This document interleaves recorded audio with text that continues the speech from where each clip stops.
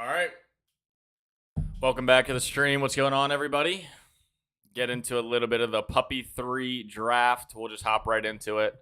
Because we'll probably just do one today. We have to work on the wide receiver rankings after the video. So we're going to do one, get involved, and then hop out and start working on the wide receiver draft. But you better believe that while we're working on that, we will be getting into some more of these puppy drafts offline. We're trying to get as many as we possibly can today, or just until this fills up. So if we're not live, you can pretty much guarantee we're probably in one offline.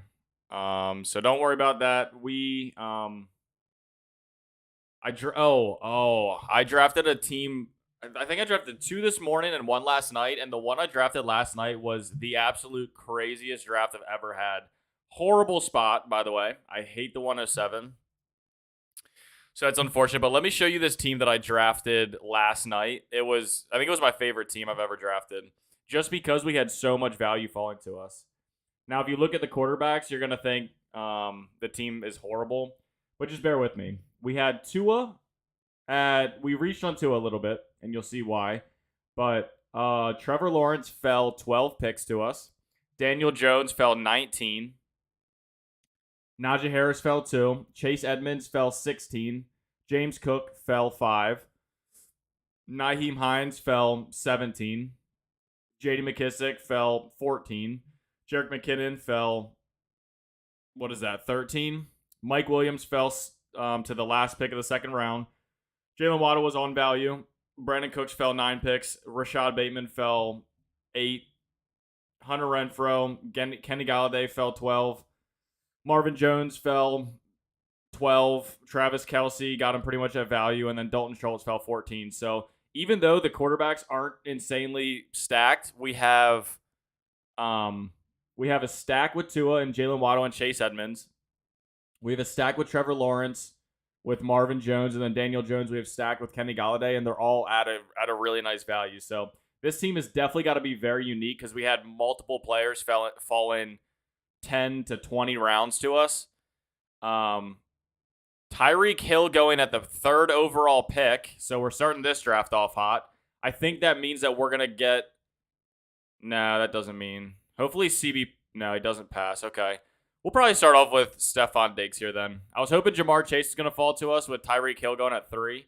But we're not going to jump the gun. We'll just go with Stephon Diggs and hope that values fall later in the draft, potentially in the 3rd and 4th round.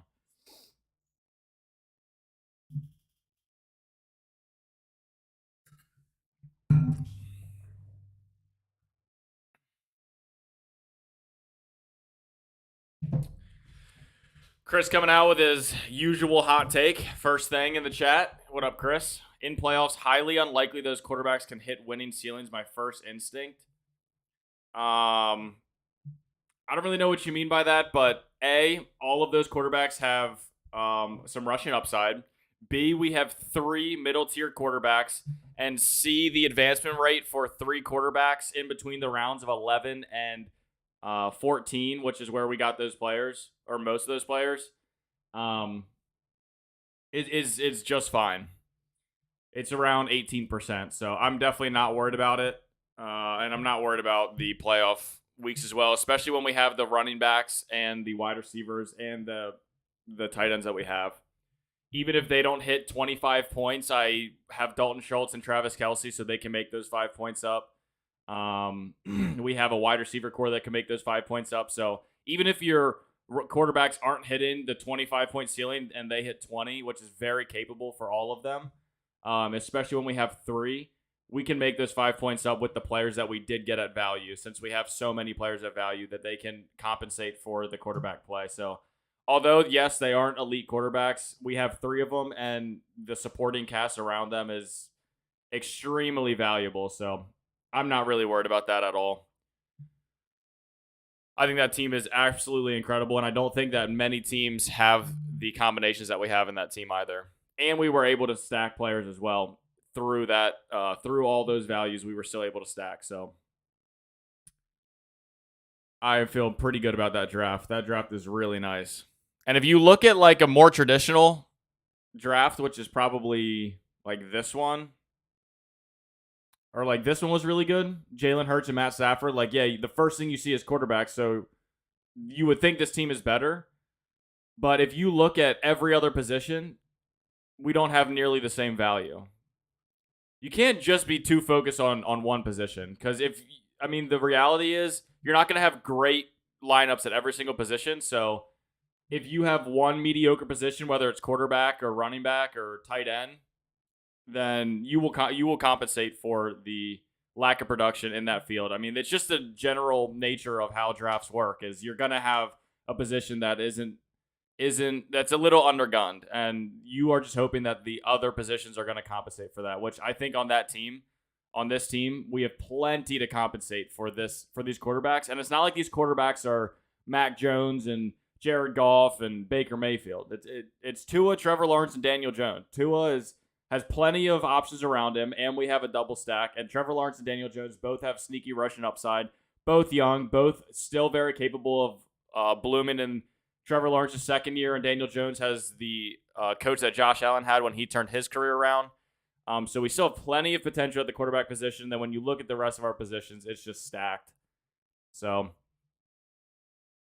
the quarterback play is, that's mediocre, but we have plenty to compensate for that. 30-plus point potential is a must to win in playoffs. Good teams outside of that, Tua could be decent. Yeah. I agree with all that. Because, 30-plus point potential on a quarterback, sure. If the guy I'm going up against has Lamar Jackson or Josh Allen and he gets 30 points, then sure. But he's not going to have Travis Kelce and Dalton Schultz either. He's not going to have the wide receiver core that we have either. So it'll be all right. We're coming up here on the third round, pick 31. We still have Nick Chubb available, so we will definitely take him if he falls to us one more pick. Let's wait and see. He does. So we will go ahead and take Nick Chubb.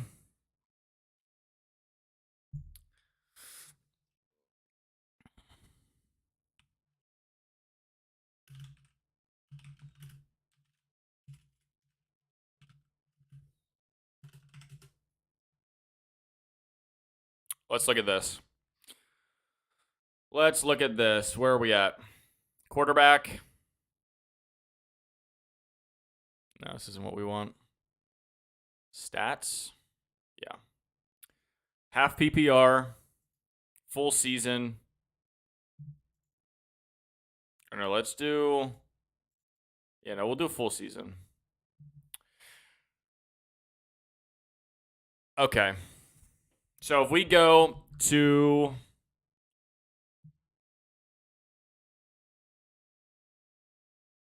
Tua bye week, right there, 30 points. Right there, 22. And I know what you're saying. Oh, well, he only had it 1 week. Sure. How are you going to catch that lightning in a bottle? But if you're going to win $2 million against, or I guess in this case, $200,000 against 220,000 people, you're going to need to get everything to work out, and you're going to need to get this 30-point game on week 17. But to say it's not possible, here's proof right here. 30 points.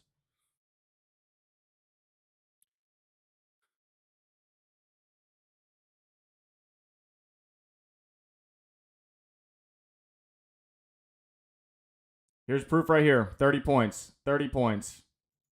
21. So it's very possible. And when you have the values that we got in Travis Kelce, Dalton Schultz, the wide receiver core, the running back core, all with stacks, to say it's not possible is just not true. Just not true. All right. We're definitely going to try to hammer in some wide receivers here. I'm out on Fast Draft, Best Ball Mania 3s. Too many sharps. Can't get any good combos or value. It's brutal. The slow draft can still be taken advantage of. You might know the answer to this question. Do the slow 8-hour drafts compete against the best ball fast drafts, or are they in their own division? Does it get entered into the same pot, or do they play against only slow draft teams? Because I would argue the opposite. If you only have 30 seconds to pick, you're much more inclined to make a mistake than if you have 8 hours to pick. So I would think that the values are going to be found in the fast drafts. I mean, I proved it. Like we've gotten some insane values falling to us lately in best ball mania. So I think it's very possible, but I definitely think that there's streaks that you go on where like you'll just get 5 drafts in a row and they're all just boring ADP drafts. Like I hate when I get into a draft and everyone just taking everyone at their ADP, because unless you are the one that's going wild in the draft, it's hard to switch up the team, and you can tell right when you start too if it's going to be a bad draft. But if we pull this up, I'm trying to find which one do we have those crazy values falling. I'm trying to remember what that draft was. Might have been this one. Is it this one?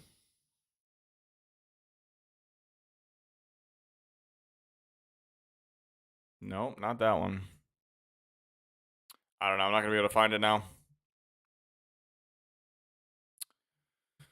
But honestly, this draft is looking like it's going to be ADP driven. Josh Jacobs goes very early, though. That's kind of weird. Breece Hall makes it to pick 45 overall. That's a little different.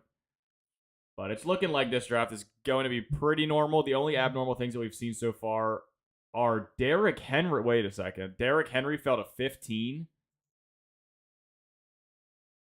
Wow. I don't think I've ever seen that. And that was driven by this Tyreek Hill pick. This guy has no idea what he's doing. Big Fupa, 69. Great name. Tyreek Hill, 3rd pick overall. Josh Allen in the 2nd. A.J. Brown, Josh Jacobs in the 4th. Yeah, that guy has no clue what's going on. Good luck getting Patty and Wilson on the same team in a fast draft. Patty and Wilson. Who are you talking about? Patty the baddie? Patty and Wilson. Clue me in. Yeah, then he takes Dalton Schultz in the 5th. Pat Mahomes and Russell Wilson. I feel like you definitely could do that.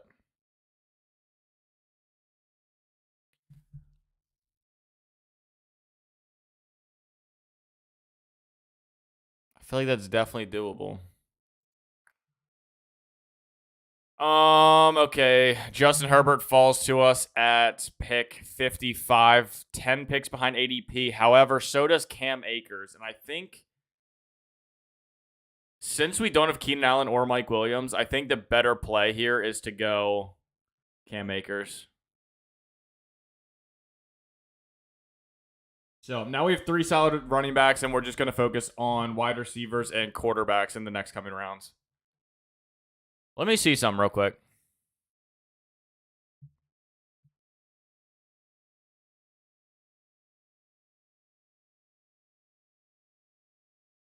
Best Ball Mania. Go to this one. Full draft. Pull up the board. Yeah, so like, why couldn't you go Patrick Mahomes at 45 and Russell Wilson at 69?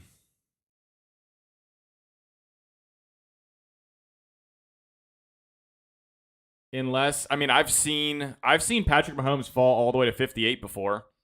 And if you really wanted Russell Wilson, Cortland Sutton, and Travis Kelce on the same team, you could take Patrick Mahomes when he falls at the end of the 5th, and then Russell Wilson early 6th, and then you could get Cortland Sutton in the 3rd, Travis Kelce in the 1st. Definitely doable.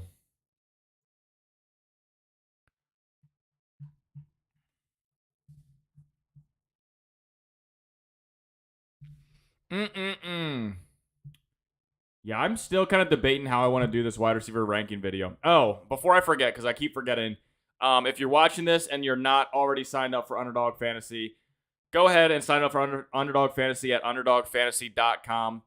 Use code FFX54 at the time of when you sign up, or there's a link in the description below that you can hit, and it'll take you right to the sign up page and automatically put in the FX54 code. And with that, you will get your first $10 to $100 deposited match at 100%. So if you put $100 in, they'll give you $100 in that same instant. So yeah, go sign up if you haven't already. Like the video while you're here. Subscribe to the channel because we post videos pretty much every day. At twice a week is our minimum. We're coming out with wide receiver ranking videos this week, and then we will be doing running backs next.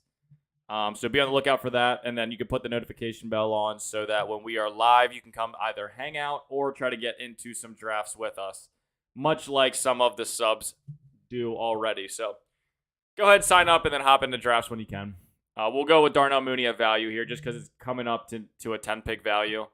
Not much to think about. So our start, just to recap, is DeAndre Swift, Nick Chubb, Cam Akers, and then our wide receivers are Stephon Diggs, Terry McLaurin, and Darnell Mooney. We don't have any stacks really lining up quite yet for quarterbacks. The only one that is a potential stack is Cam Akers, but I think it looks like... Did Matt Stafford already go? Yeah, Matt Stafford's still on the board. Where does Matt Stafford go? 102. Yeah, so we could get Matt Stafford at 103 potentially for the stack with Cam Akers and grab Van Jefferson later. We also could look at doing a Brandon Ayuk, Trey Lance stack. Russell Wilson isn't very interesting to me right now just because we've already passed Cortland Sutton and Jerry Jeudy.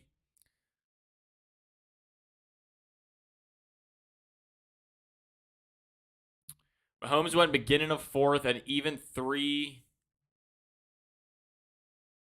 in the last best one minute 3 I did yesterday. I decided I'm out after that. Wait, you're saying that went beginning of fourth and in the Patrick Mahomes went in the third? Actually, I think Patrick Mahomes just went in the third in mine. No, he didn't. Damn, you're saying Patrick Mahomes went in the third, and then yeah, no, that's. But I think that you just come across lobbies like that. Stafford elbow sounds like it might be an issue. Yeah, it does. Now, if it's not an issue, we can ride the news out and grab some teams with him at some value. Just in case it ends up not being an issue, then we went ahead and capitalized on a value. But it is something to monitor because that's how Ben Roethlisberger's career and injuries started developing. At first, it started as a no big issue. It started as like a pain management type of thing, and then it developed into an actual injury. So I'd be a little bit nervous about Matt Stafford in like a redraft league, but in Best Ball Mania when we have 100, or in Best Ball drafts when we have like 100 of these drafts, I'm okay playing the riskier side and grabbing Matt Stafford at a value based off of the news, and then if the news ends up working in our favor, then we're looking good.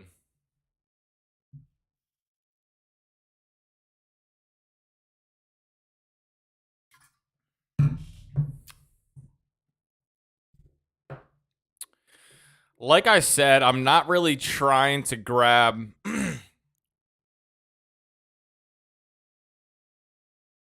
Russell Wilson here. He goes anyways. We could grab Trey Lance.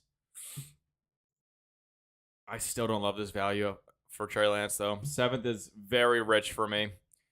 I'm going to go D-Hop. We'll go D-Hop. Get a solid wide receiver core. We're shooting for the high ceiling come the playoffs, and we're pretty much in a situation where we have to shoot for Matt Stafford now.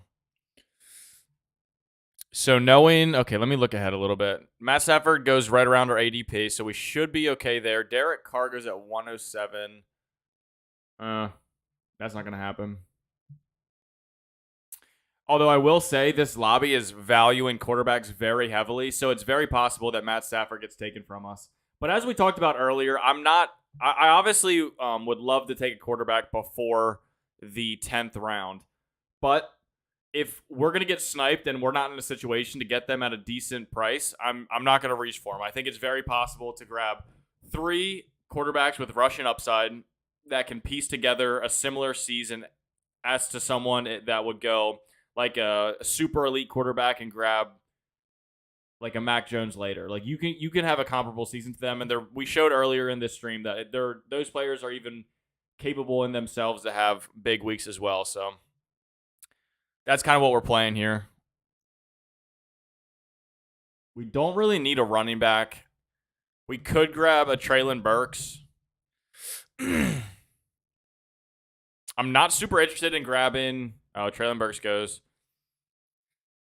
Do we get TJ Hawk then?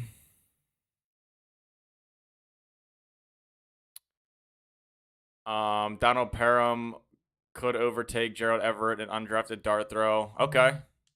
Haven't heard of that one yet. TJ Hawk goes. So we're in a situation where we will just go.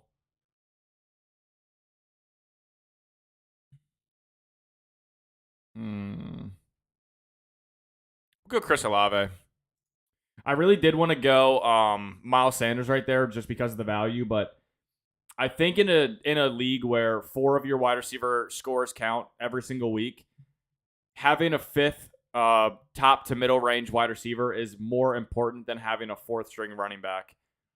So if I didn't have Cam Akers, I probably would have went Miles Sanders there, or I definitely would have went Miles Sanders there.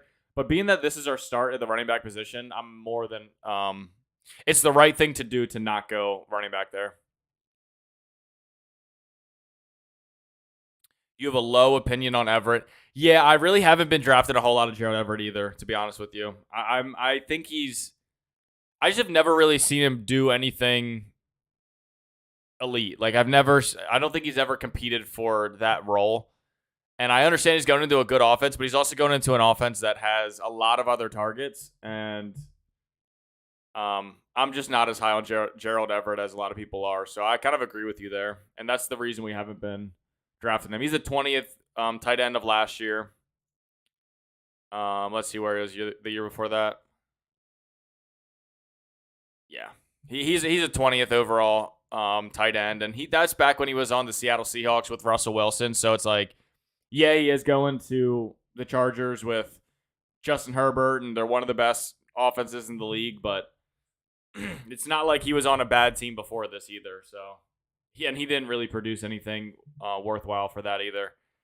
So I will not be grabbing a whole lot of Gerald Everett either. The only time I do grab Gerald Everett is when I'm grabbing 3 tight ends, because I think that Gerald Everett is capable of having very high spike weeks. Like, I think he does have a really high ceiling. So if you're fishing for touchdowns and you're going with a 3 tight end build or more, then you can grab him just to capture those couple weeks that he does spike. But other than that, I haven't been grabbing him at all. Matt Stafford goes. That's really unfortunate.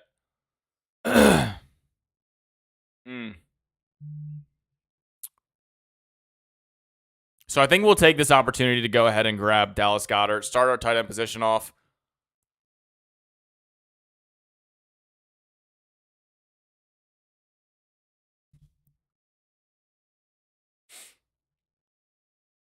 I'm looking ahead to see if I can grab Justin Fields at 127. So what I might do here is go ahead and grab like a Derek Carr or a Kirk Cousins at the turn at 114. Maybe we can get Derek Carr at 114 and then shoot for Justin Fields to stack with Darnell Mooney in the round afterwards. And then we could target Cole Kmet for our second tight end. Try to piece something together that way. Because we don't have a whole lot of options. Obviously, we were hoping for Matt Stafford there. But like I said, this quarterback room is really valuing quarterbacks. Or I'm sorry, this draft room is really valuing quarterbacks. And honestly, I think I would be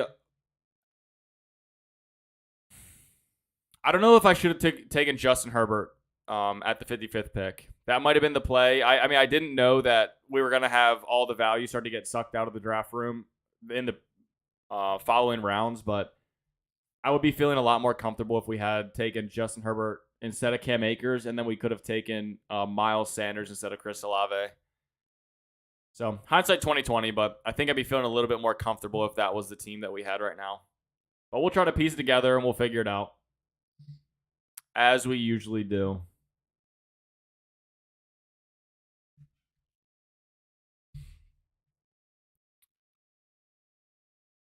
Parham is 6'8". Think he will. I have a low opinion. Stone hands Everett. Where did Parham come from? Is he a rookie?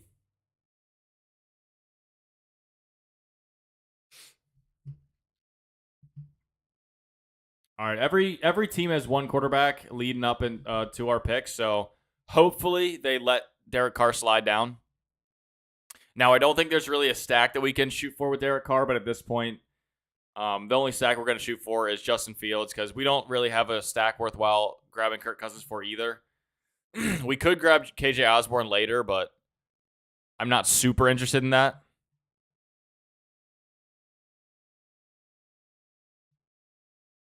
And honestly, this could still be a 3 quarterback. Cole Kmet goes. That's all right. We'll take Derek Carr. This could be a 3 quarterback league or division or draft. Jeez, I cannot talk today. Even though we're gonna go ahead and grab Derek Carr and hopefully Justin Fields, I wouldn't be opposed to going through and grabbing like a Jameis Winston later either. Considering we do have Chris Olave and we could play that game and just hope that we get that stack working in our favor. And when we're trying to play catch up in the quarterback position, we could take a Hail Mary like that because I do think it's possible that Jameis Winston surprised a lot of people as far as fantasy value goes. So that's a shot we could take. I'm still going to shoot for Justin Fields, and we already drafted Derek Carr, but I think there is a ceiling to be had there. So maybe if Jameis Winston works out for us, we'll take him. Because look right here, not only 3 years ago, the Lamar MVP season, which doesn't feel like that long ago, Jameis Winston was the 3rd overall quarterback. And he's in a situation where he has very good options around him. He's in a good organization with Michael Thomas, Chris Olave, Jarvis Landry, Alvin Kamara. So I think Jameis Winston I think his ceiling is a lot higher than those around him in the range that he goes in. Because where does he go? Where is Jameis Winston? Did someone reach on him? What the hell? Am I tripping? No one taking him. Where is he? Probably just blind. Oh, Jameis Winston. Yeah, I'm blind. Okay. 155. I don't know if we reach on him, though. That's a little bit of a reach. We'll see. We'll see how these next couple rounds shake out. If we don't get Justin Fields, we definitely will reach on Jameis Winston at 151. But I really probably should try to let him fall to 162. Justin Fields does go. Okay. That's a little different of a situation now then.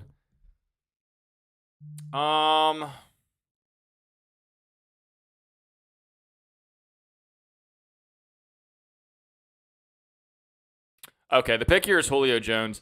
I heard some news about Mike Evans. He's having some issues with his hamstring. We did see that Chris Godwin is on his way back to practice. Now, he isn't practicing in full, and this isn't like a huge story guaranteeing that he's going to play week 1, but what we should take away from the story that we've heard about Chris Godwin is that he is going to play earlier rather than later in the season. But Mike Evans had some issues with his hamstring this past week. And that's an injury that has been that's been kind of something he's been dealing with for a while now.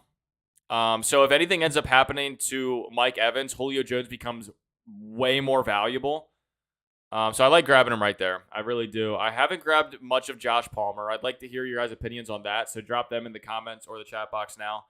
I haven't grabbed a single share of him, but I've just seen so many campaigns for drafting Josh Palmer. So if I went with Justin Herbert instead of Cam Akers early, I could have drafted Josh Palmer to stack with him at 127. But again, hindsight's 2020.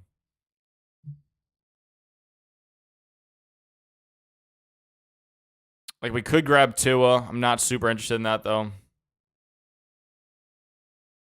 I think Deshaun Watson is done for the season.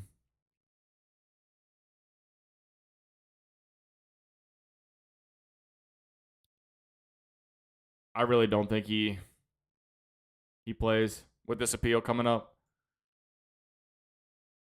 So usually I do like capitalizing on the risky situations, but not in his case. Not anymore. I was earlier, but at this point I'm pulled back from that a lot. Devontae Parker. Yeah, we'll grab him at the value. Maybe we shoot for a Mac Jones stack later on, but we do like the value in Devontae Parker. And now we have 7 receivers, so we're actually going to stop there. So we'll uncheck this, and we'll just go do this. Out on Palmer, he goes too early in the 16th or later. Yeah, that's how I feel too. Like earlier in the offseason, you probably could have grabbed him at in the 17th round or something. But at this point, his value is way too high. And that's kind of how I'm feeling about George Pickens as well. I think that George Pickens has a lot of potential, and I do think he can pay off where you're grabbing him. But the hype train just rides these players up way too high, and they almost make them undraftable for me. Jalen Tolbert's the same way. The hype for Jalen Tolbert, now with James Washington out, has gone it's gone completely out of hand, and his ADP is way too high for what I think he will produce this year.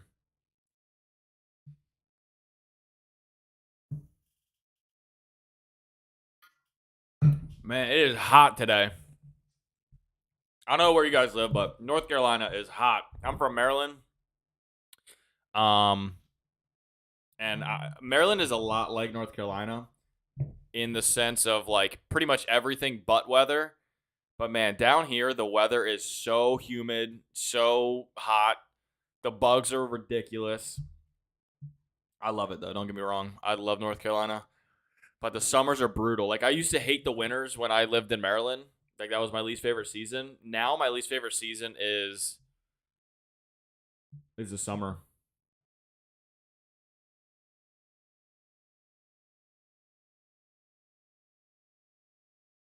Okay.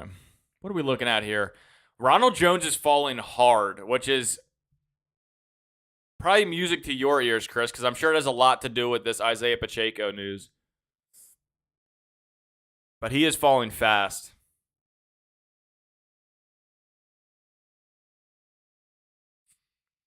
Now, I wasn't originally going to reach on Jameis Winston, but to be honest with you, we have Jacoby Myers falling this far too. Oh, I don't need him though. I need to stick to what I need. I need Jameis Winston right here because not really in on Ronald Jones.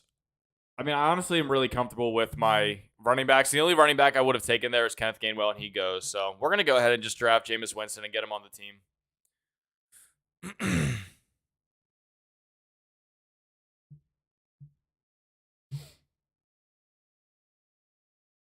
Stephon Diggs, Terry McLaurin, Darnell Mooney, DeAndre Hopkins, Chris Olave, Julio Jones,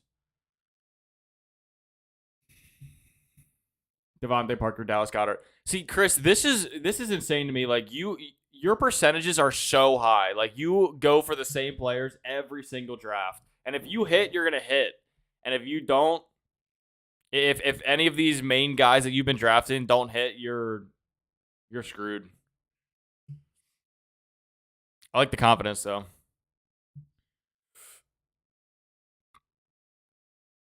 I'm definitely thinking about a 3-quarterback team here, especially since we're stopping at 7 wide receivers. We're comfortable doing that with the wide receiver core that we do have.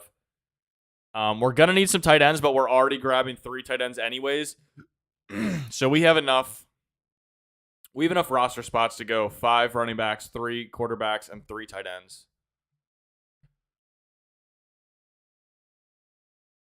And that being the case, this could be a draft where I do take Gerald Everett just because of his upside. And if I grab Gerald Everett, I will be really kicking myself for not getting Justin Herbert earlier. Although I will say Cam Akers almost a full round later is a really good value to have.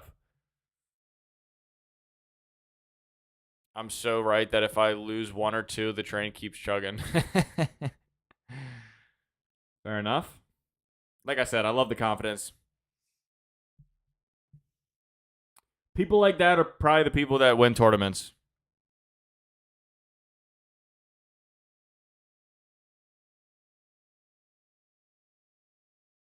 Yeah, I might be grabbing Gerald Everett right here.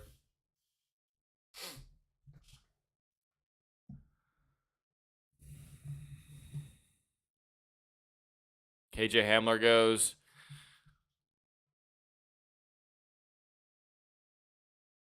Michael Carter is still available, though. I'll grab Michael Carter over Gerald Everett if he's still available. I think Michael Carter has plenty of roles still left in this offense, even with Breece Hall. And that'll leave us in a prime position later on to grab players like Tyler Higbee, Noah Fant, and Robert Tonyan. And honestly, they're all exactly the same player as Gerald Everett. You're going to get the same amount of production out of them. And Gerald Everett goes, so as long as Michael Carter doesn't go right here, we'll grab him. He might go, though. This guy only has 4 running backs. He doesn't. So He goes Zamir White. People are playing the Hall of Fame game up way too much. Josh Jacobs played during the Hall of Fame game, and everyone is freaking out that Zamir White is now the starting running back because Josh Jacobs played in that game.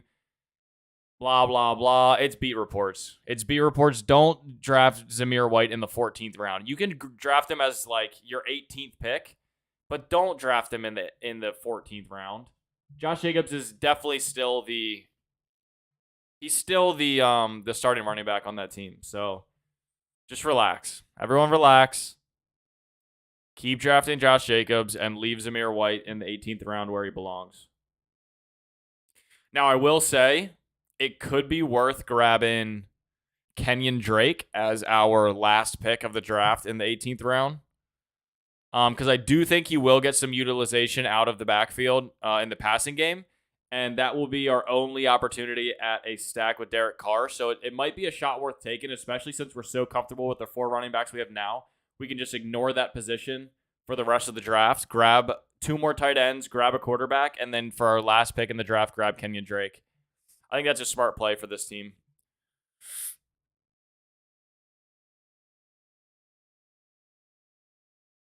One game and people lose their mind. Yeah, no, it's crazy. That's what we're trying to capitalize is we will just know as educated fantasy football drafters that most of these reports are just beat reports. There's no validity to them. The coaching staff is doing what is best for their team. And we don't need to start drafting players like that over one preseason game.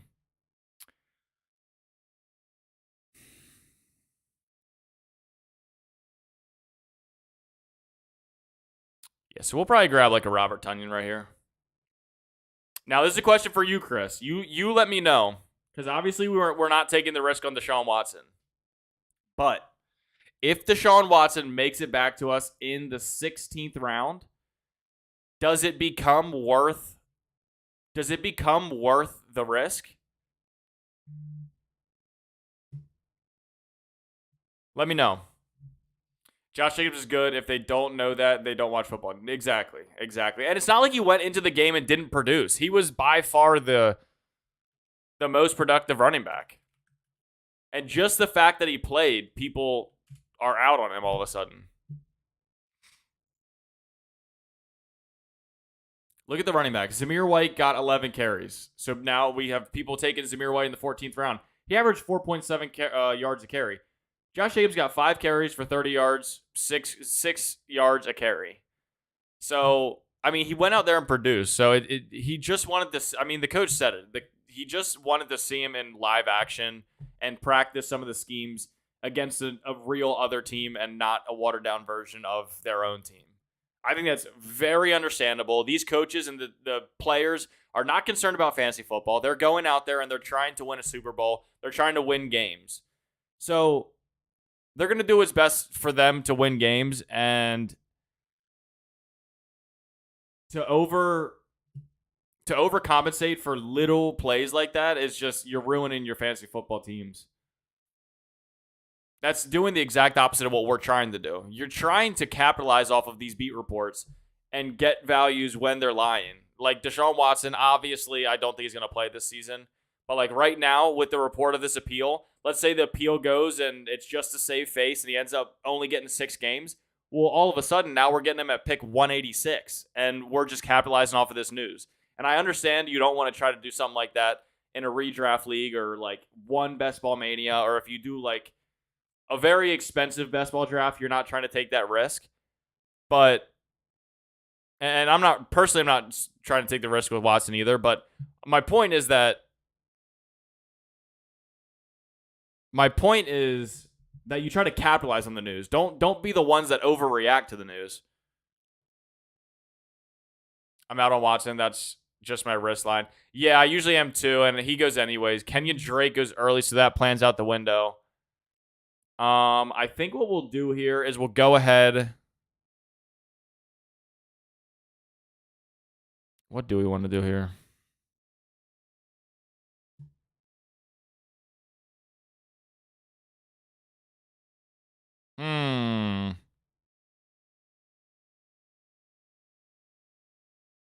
We'll just capitalize on the value and be done with the position. I thought about going Hayden Hurst, but the only reason I didn't is I might shoot for.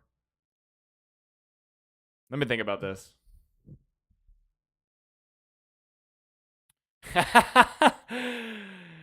Oh man, you will not. I mean, we would have a Dallas Goedert stack if Jalen Hurts does get injured. I can't let you talk me into that. There's no way.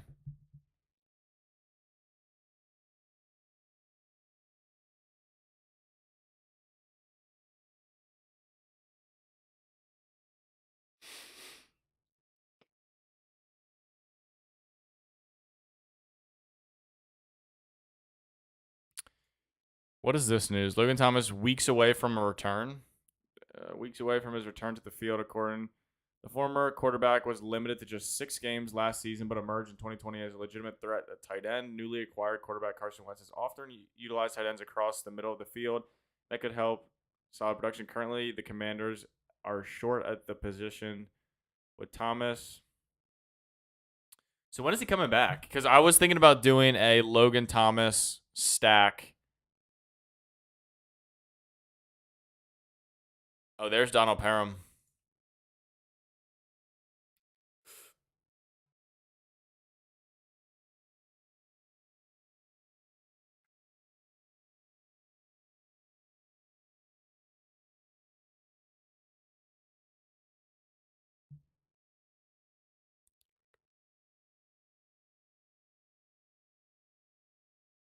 Yeah, we might just go with the Carson Wentz, Logan Thomas stack. I don't know when Logan Thomas is supposed to come back, though. That's the only thing.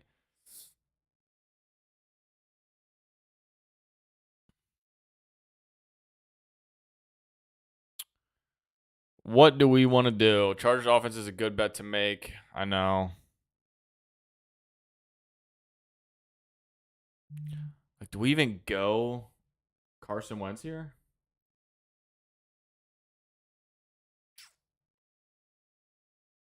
I have so much Brave Jordan. That's the only thing.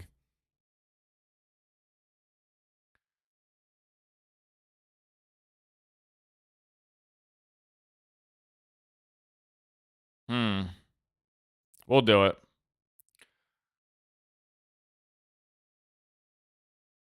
We'll do it strictly for the correlation, and we'll get the double sack with Logan Thomas. I do think Logan Thomas actually has access to a very high ceiling on a game-per-game basis, not necessarily on a year-long basis. Like, I don't think he's going to consistently produce throughout an entire year, but I do think he has plenty of potential on a game-to-game basis. Like, I think he does have a high ceiling.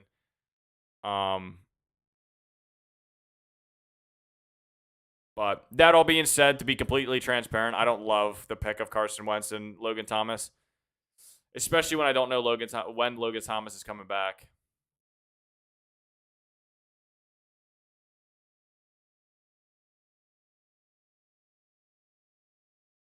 Give me a different year. Half PPR 2020.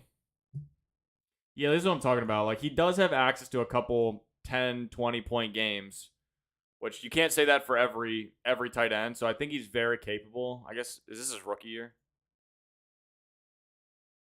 No. I don't know. I could try to talk myself into it, but at the end of the day, not the best quarterback situation. Like I said, though, Jameis Winston is kind of our only hope because he does have a little bit of upside. Derek Carr is no Russian upside. Carson Wentz is... I don't know. I don't know if he's going to give us anything, to be honest. What did he look like last year? Like, I don't even know what his ceiling is, to be honest. Let's check it out. Oops. All right. Last year, half PPR. Where is... Here he is. 14th overall. That's not that bad, actually. What does he look like on a game-to-game basis? I guess he can provide us a couple 20-point games throughout the season. I mean, he's not going to win us the playoffs, that's for sure. For that, we're going to need an absolute blow-up of a game from Jameis or Derek Carr. But, I mean, he might be able to win us some weeks. If Derek Carr's on a bye and Jameis Winston has a bad week, Carson Wentz could at least provide that.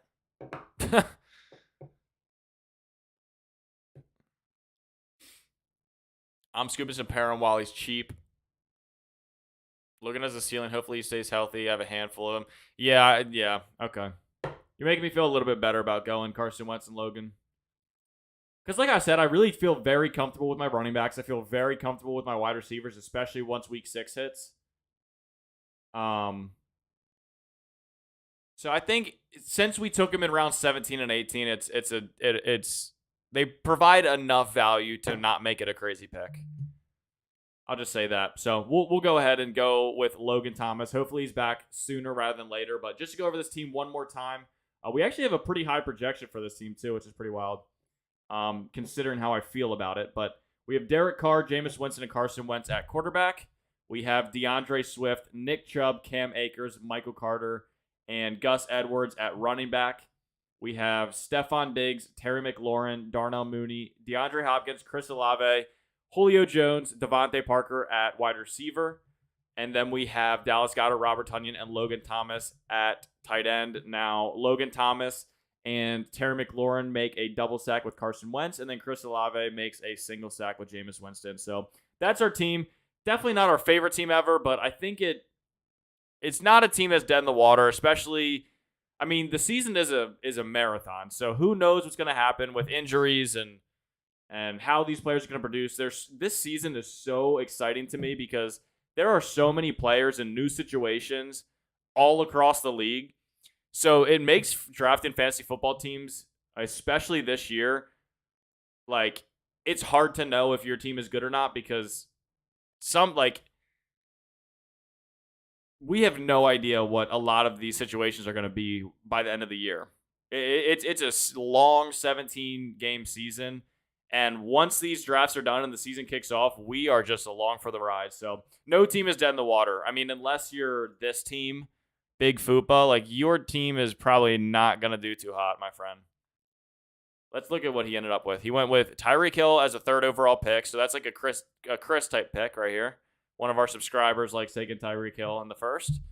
Josh Allen in the 2nd. A.J. Brown, that's his only normal pick. Josh Jacobs in the 4th, Dalton Schultz in the 5th, Tony Pollard in the 6th, Aaron Rodgers in the 8th, Melvin Gordon in the 9th. This guy is wildin'. But the crazy thing is, and I'm not advocating for his team at all, but the crazy thing is, like, his team is not dead in the water either, which is wild to say. But anything can happen. This will be the year of the rookies. I see a lot of rookies making an impact this year. Usually, I hope you're right because I have so many rookie wide receivers. A lot of my most drafted players are rookie wide receivers. So I really hope you're right. Let's see. We have John Mechie was a rookie, but GG's. Christian Watson, rookie. Jameson Williams, rookie. George Pickens, rookie. And you know what the other thing that kind of support Garrett Wilson, rookie, that supports that theory is we have seen Justin Jefferson and Jamar Chase in back-to-back years be top 5 wide receivers or whatever they were. So I think that, I don't know what's happening, and I don't know if it's just an LSU thing, but these wide receivers are coming into the league way more prepared than they used to. Maybe that's just me. I'm not sure. But I feel like these wide receivers are getting to the NFL and they're just ready to go. And I also think it might have something to do with drafting rookie wide receivers to a team with their old college quarterback. I think that's super helpful as far for chemistry. So they can just pick up where they left off. And we saw that with Jamar Chase, and that worked really well with him and Joe Burrow. But yeah, we have Garrett Wilson, we have Christian Watson, we have Jahan Dotson,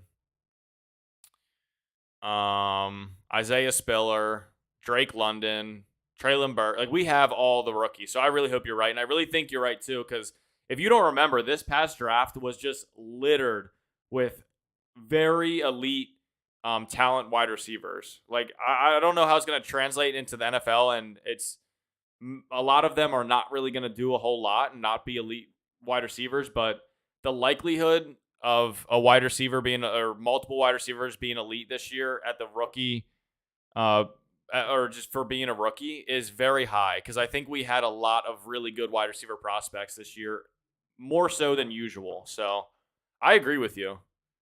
That was a really long way of saying I agree with you. Just a random vacuum this year. A lot of them will be on the field, which is most important. Definitely. Definitely. Now, let me get this from you, Chris. What, if you had to pick right now, what rookie wide receiver do you think will be the top producing fantasy prospect at the end of the year? I'm very curious to hear what you have to say. Let me see if I can give you an aid here.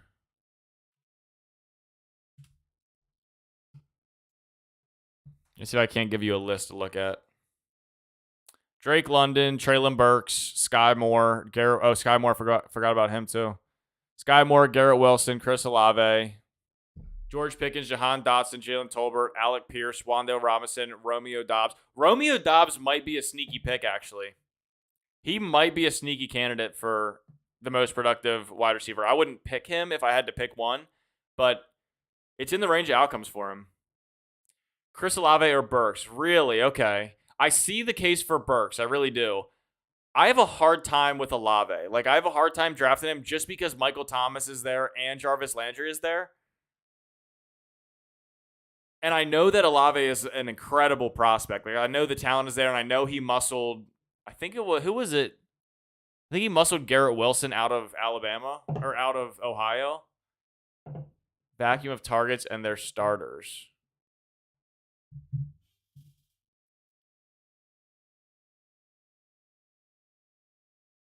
So, yeah, because I guess Chris Olave is the wide receiver 2, and then Jarvis is in the slot. So that makes sense. Michael Thomas might just not be good anymore.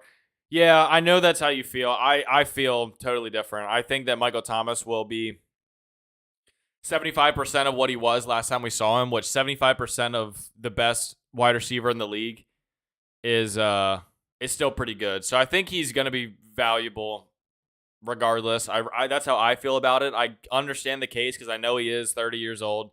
He's getting older. He's coming off injury. He has a worse quarterback. I understand all that. I just think his talent is so great that he will still produce, which I think is why I have such a hard time getting behind Chris Olave, even though I have been taking him a lot. And the reason I have been taking him a lot, wait, I thought I took him in this draft. Oh, this is a different one. The reason I have been taking him a lot is because of the range that he goes in. I really don't like a lot of the players in the range that he goes in. If we look at this draft, Chris Olave, he's in the range of. I feel like I like Traylon Burks more than Chris Olave. And I like Sky more than Chris Olave as well if I have Patrick Mahomes. But a lot of times both of them are gone, and it's either draft Chris Olave or reach to a 103 ADP for Robert Woods. And if I'm not in the market for a running back, which I'm usually not in the 8th round, then I have to go with Chris Olave. So I have been drafting a pretty decent amount of him.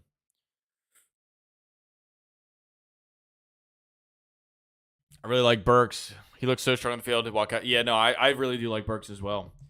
I think that he will have a slow start to the season, but I think by the end of the season, he'll be looking really good. I think he might be almost a direct replacement of A.J. Brown. But that being said, I think that it still leaves plenty of a role for Robert Woods, which is why I've been drafting so much of him. Drafting a lot of Robert Woods doesn't necessarily mean I'm down on Traylon Burks. It's just the value's a little bit better, and I think that at the end of the year, they'll be pretty neck and neck for fantasy production. As long as they can both stay healthy. But, okay. That's the draft. I think it was decent. Not my favorite, not my least favorite. I can't get over the draft that I drafted last week or last night. Chris says Woods will get his 12 to 16 fantasy points. Exactly. And when you're grabbing someone at 103 as your wide receiver 5, it's nice to have that solid rock in your wide receiver room that if one of your top guys doesn't produce on a given week and he drops the ball, even a guy like Jamar Chase last year, he had his weeks where he only produced 3 or 4 fantasy points.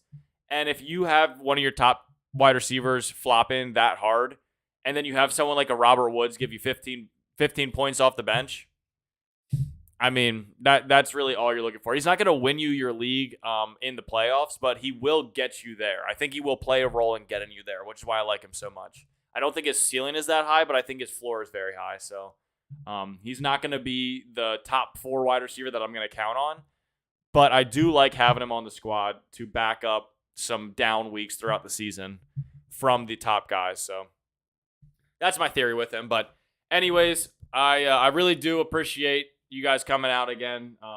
I've been getting so much support lately, and it feels really good, especially when we're doing these videos every day. I mean, I love doing these drafts, but doing anything every day and this consistently is, it's something you put a little bit of effort into, and to see you guys giving me support and showing up every day and hopping in the chat and hopping in these drafts it makes it so much more fun, and it's very rewarding. So thank you guys for supporting me and the channel.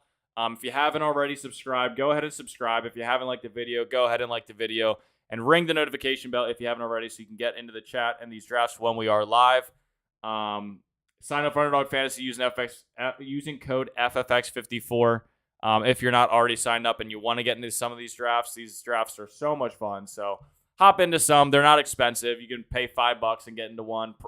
Practice with you put $10 in, they match your $10. You get $20. You get into four of these Best Ball Mania drafts. Practice for your redraft friend group or office league.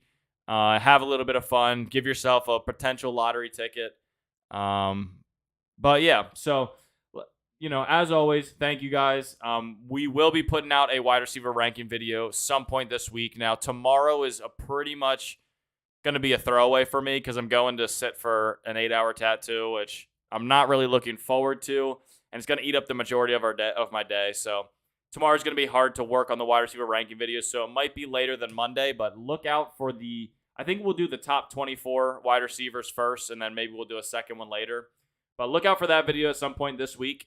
And then we will continue to do these puppy draft videos throughout the week until it fills up. So thanks again for coming out. Everyone have an awesome Saturday. And one